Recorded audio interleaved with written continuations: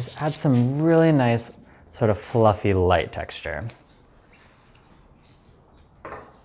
And it's something that's really fun to do, is to use something like this or even like a grass and have it sort of sit on the outside of your arrangement. So you kind of have to look through it to see the arrangement itself. This makes it look like it's really like growing in a bush or like in the wild, or it also gives it that sort of special, like you have to look into it quality. I feel like you can never have too much texture.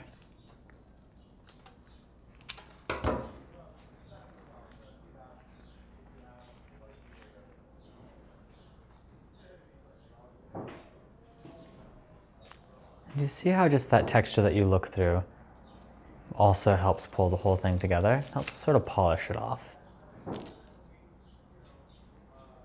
And now I'm going to add a little bit of grass as well to give it the same look.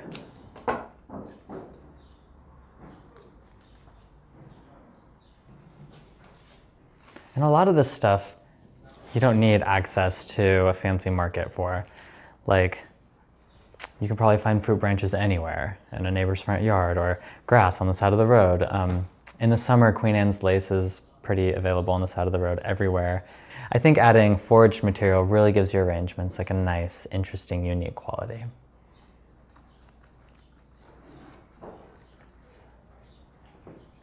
And now just to show you how I'm going to sort of really accentuate this spillover on the left, I'm going to use a few tulips for that.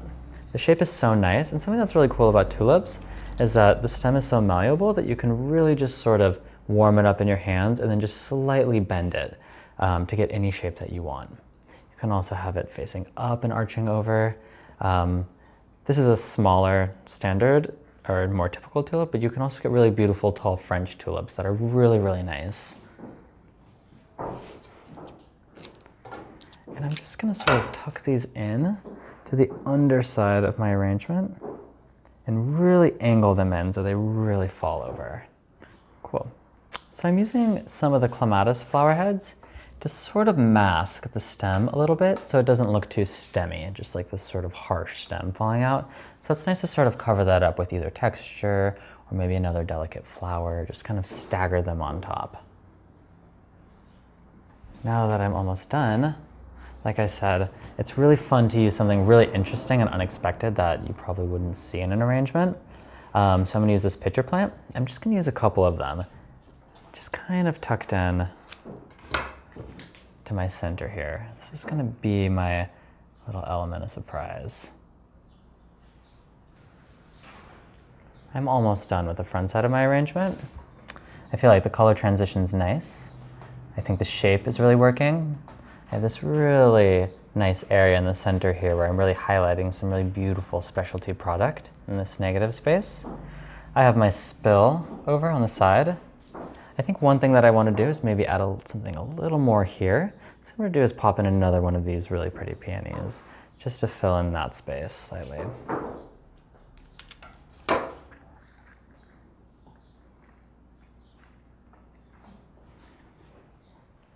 Great.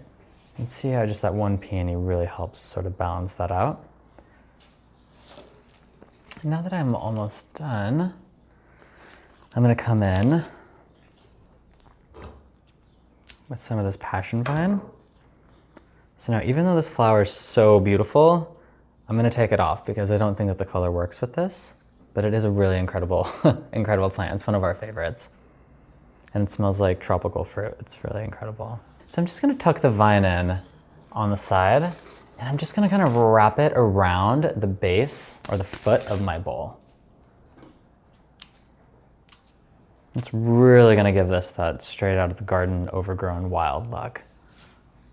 And as a finishing touch, I'm going to pop in a little of this lily of the valley right in this little area in the front. I have one little space. I think the color's a really nice mix between the two, sort of lavender.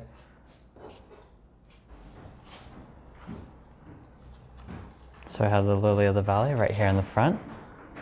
And then I just have this vine really spilling out.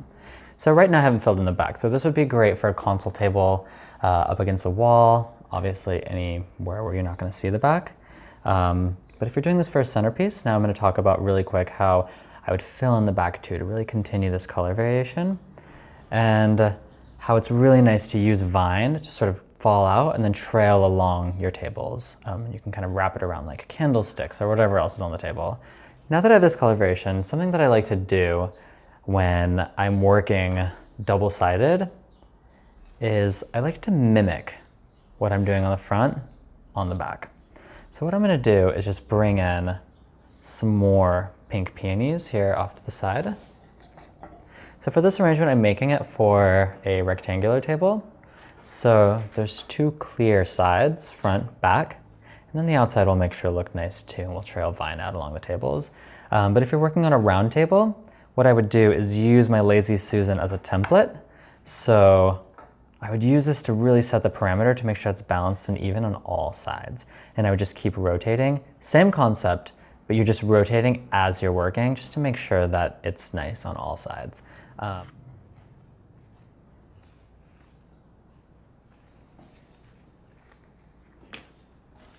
what I'm going to do is just add a few more greens to the back side of this arrangement. As you can see under this peony here, it'd be really nice to have something just sort of spill out and fill in that space.